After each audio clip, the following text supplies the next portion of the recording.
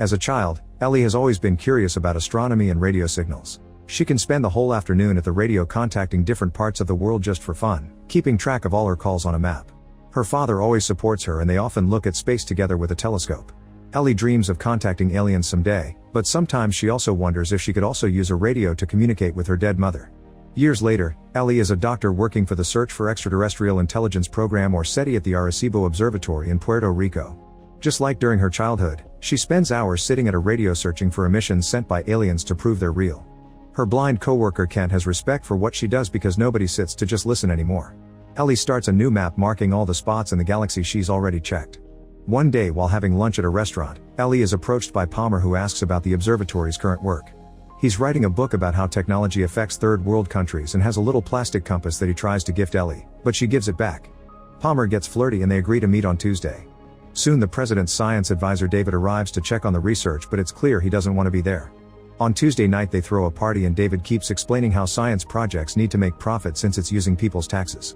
Ellie tries to explain the importance of scientific research and Palmer comes to her defense, only for David to call him father. As Ellie's mood drops, she asks Palmer if he's a priest and he denies it, explaining he got a master in divinity and now he does secular humanitarian work with the support of third world churches. Ellie is skeptical but she still leaves with him and they watch the stars for a while so she can share some of the things she knows. She also tells him the story of how her dad inspired him to become an astronomer. The duo shares a kiss and ends up spending the night together. After they're done, they have a philosophical talk about God and science.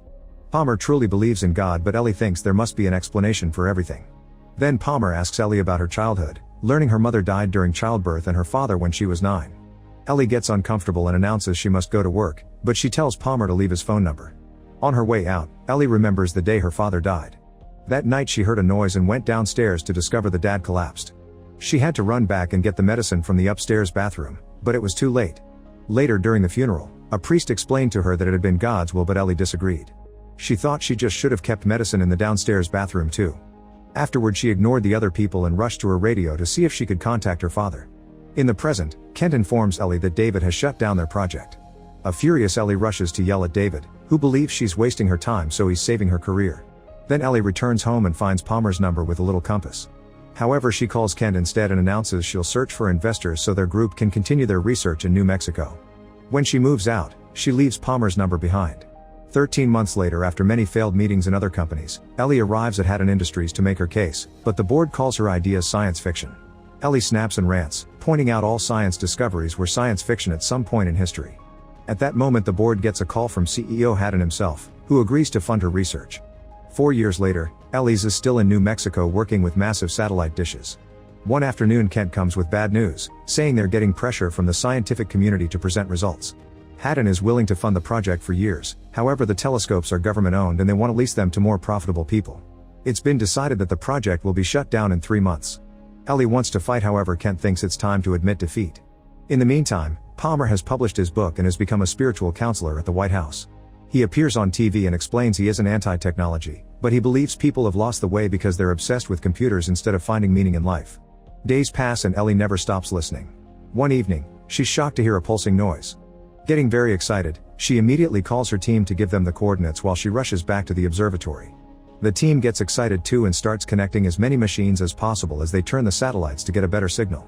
They work together to do all the tracking and recording, happily confirming it comes from outer space. It appears to come from the star Vega, 26 light-years away. This means it's been traveling for over 20 years. Suddenly the transmission stops and Ellie is about to lose hope, but luckily it soon restarts. Ellie realizes the pulses represent prime numbers, which means it's not random and someone specifically sent it. After the team argues on how to proceed, they agree to call everyone. The next morning the area fills with reporters and national security advisors. The team explains other stations have confirmed their discovery, but National Security Council leader Kitts is still not happy that the team told the world instead of keeping the information classified. At least this time David defends her, explaining that without the help of other stations they would have lost the signal. With Kent's assistance, they discover a second signal coming with the first one and they connect it to a TV. The team starts messing around with the settings and finally manages to decode the signals into a video message. It's a recording of Hitler's opening speech at the Olympics. This is the first television transmission that went into space and the aliens have sent it back as a hello. The White House panics and the president makes an announcement of the alien contact while trying not to mention Hitler, assuring reporters that the message is benign. Ellie gets ready to talk in public, however David is called as the leader of the investigation instead. Meanwhile, Kent continues to analyze the signal and realizes it has structure. They put together all the extra frames that don't belong to the Olympics video and discover it translates into massive amounts of data. Soon Ellie makes a presentation about this data and David announces the government will take over the decryption, causing Ellie to protest because this has always been her private work. White House official Rachel allows Ellie to keep control of the investigation, but all progress must always be privately discussed with the government first before making any public announcements. Soon media all over the world is talking about this discovery. Neo-Nazi protesters take over the streets while religious attendance is on the rise. Health organizations are also worried that mass self-deletion may become a big problem because some cults have already started to die. As everyone on TV starts arguing science versus religion, thousands of people camp outside the facility in New Mexico. Some are just praying, others are just watching, but many are also protesting. Ellie is shocked to see a shady organization is offering UFO abduction insurance. At least most people are having fun, but she worries about a religious fanatic named Joseph who keeps inspiring hate. 3 weeks after the discovery, Ellie goes home to find an email from an unknown sender. The text says, "Take me to your leader," and Ellie replies, "Who are you?" The answer quickly comes saying, "I've got a secret," and showing part of the alien message. As Ellie gets angry over a potential hacker, she gets a phone call and fax for a special appointment. Moments later, a helicopter drops Ellie at the airport and she enters a private plane to meet Haddon, the man who funded her research and sent those emails. He lives in that plane and considers Ellie one of his most valuable investments, which is why he researched her. Haddon plays a video that summarizes Ellie's life and achievements before revealing he used to be an engineer too, which is why he hates how the government and religion get in the way of science. Then Haddon announces he's deciphered the data and plays it on the screen, showing it must be arranged in 3 dimensions to understand it. The next day Ellie presents this discovery to the government, explaining the data contains blueprints for some kind of machine. Since they can't tell what the machine is for, an argument ensues to decide if building it or not, since it could be dangerous. The subject of God keeps coming up and Ellie is shocked to see Palmer arrive, saying they should find a middle point. The argument is interrupted by the arrival of the president, who hears everyone out. That night a party is thrown to celebrate this progress and many protesters gather outside, including Joseph. They ask scientists to get a real job instead of wasting tax dollars. Ellie meets with Palmer and they have another philosophical discussion. She explains she needs proof of things and Palmer asks her to prove she loved her father, which leaves her speechless. At that moment they're interrupted by big news that leaked on TV. It's been discovered that the machine is a one-person spacecraft. An emergency meeting is held at the White House and they agree to build the machine, so the president will contact other nations to spread the risk and cost. A selection committee is formed and Palmer is in it. They'll interview a bunch of candidates to decide who gets to travel in the machine. To Ellie's shock, David resigns as science advisor so he can be a candidate too. Soon media starts discussing how much this whole project will cost the country and who is worth of making such a trip. There's a lot of controversy surrounding the 10 final candidates because 1/3 are American, and Japan doesn't volunteer anyone in exchange for a systems integration subcontract. Ellie appears on TV saying the traveler should understand the language of the message and that she doesn't think the aliens would send them something that doesn't work, so it shouldn't be dangerous. This doesn't stop the top astronaut on the list from withdrawing his candidacy when his scared children ask him to. Later Ellie meets with Palmer and explains that due to time dilation, the person will only spend 4 years in the ship but 50 years will have passed on Earth. She thinks the sacrifice is worth it if it means finding such important answers, and they end up kissing again. On the day of the candidate interviews, Ellie does incredibly well and the committee is ready to finish. However, Palmer cuts in to ask her about her atheism, which makes her look bad in front of everyone. In the end, David is the chosen one. In the evening, Palmer visits Ellie to explain he couldn't choose someone who thinks most of the world is delusional, so a crying Ellie gives him back the compass and kicks him out. The machine is built at the Kennedy Space Center in Cape Canaveral, and crowds begin gathering there too. Lots of testing is being done using a robot to detect any side effects for the passenger. On the day of the launch, Ellie attends the event and David tells her he wishes her idealism had been enough, but unfortunately the world runs on a profit system. Then Ellie joins the team in the control room and watches in excitement how the spacecraft is activated, its rings rotating around it as some sort of accelerator. While the final tests are run, Ellie looks at the monitor and notices Jospa pretending to be a worker near the ship. She immediately warns David and everyone runs to tackle Joseph down, but it's too late. He activates a bomb and a huge explosion brings down the tower. As the crowd panics and runs, the falling parts destroy the ship and kill a bunch of workers, including David. Some debris flies off but nobody gets hurt outside the ship area. Sometime later, the authorities hold a proper funeral for the fallen ones while the news show the goodbye video left by Joseph, in which he said he did everything for the goodness of mankind. When Ellie returns home, she discovers some machines waiting for her in her room. She presses a key and a video call starts, revealing Haddon in the Mir space station. He's living there because he's dying of cancer and wants to have his last days in space. He zooms in on a camera in Hokkaido Island, surprising Ellie with a second ship built by Japan. The company that got the contract is a subsidiary of Haddon's and did all this in secret. Ellie immediately travels to Japan in Haddon's private plane and meets the team in a big ship. They teach her all she needs to know about the trip and share the safety precautions, including a container of poison.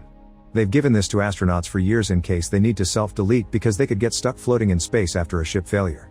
In the evening, Palmer visits Ellie and gives her the compass, confessing he actually didn't vote for her because he didn't want to lose her.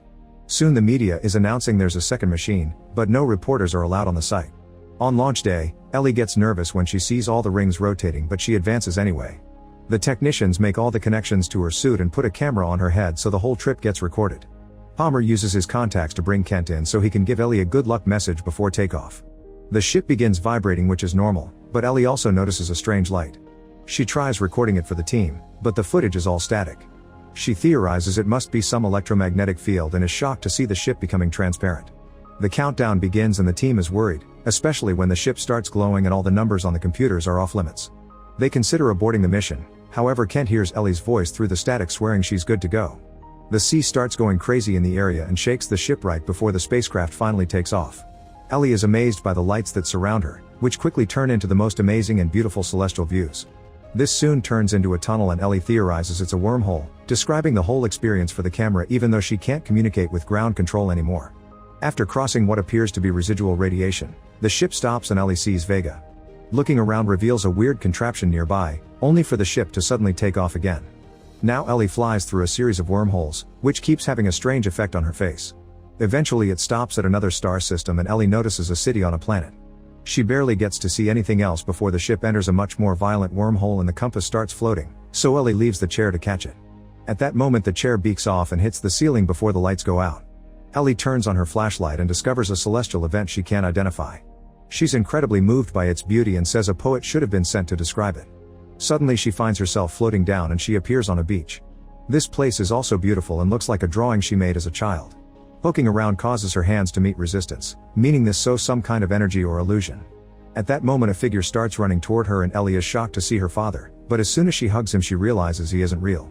This is an alien, who explains he took this form to communicate with her more easily. He confirms there are many alien races out there and that humans contacted the universe first with their radio transmissions. The travel system Ellie used wasn't built by his people, it was made by an unknown entity. The aliens watched humans and agreed they were worthy, so they sent them the blueprints as a first step for humanity to join the rest of the universe. After he says goodbye, Ellie watches a beautiful meteor shower appear in the sky.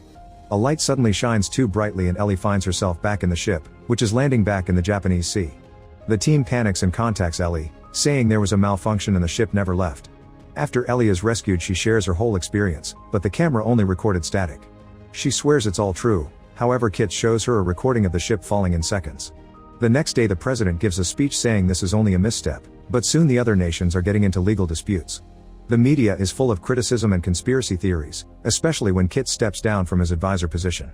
Afterward a congressional committee led by Kit interrogates Ellie, who points out a wormhole can explain what happened. Time dilation could have made 1 second on Earth equal 18 hours out in space. Kit immediately calls her out because wormholes are just a theory and drops a big bomb. Haddon has died and it's believed this whole deal had been a hoax organized by him. Ellie cries as she begs people to believe her story, shocking herself by requesting them to have faith since she has no evidence. Her speech about awe, humility, and hope inspires Palmer, but the committee concludes her story is also a hoax. On her way out, Palmer joins Ellie in front of the cameras and a huge crowd, telling the world he believes her. Meanwhile in secret Rachel tells Kit that Ellie's camera recorded 18 hours of static. 18 months later, Ellie is working at a new base with extra radar since now SETI has enough funding to keep going. Kids visit the base during school trips and Ellie teaches them they must seek their own answers. Make sure to subscribe and turn on notifications so you can watch more videos like this. Thanks for watching.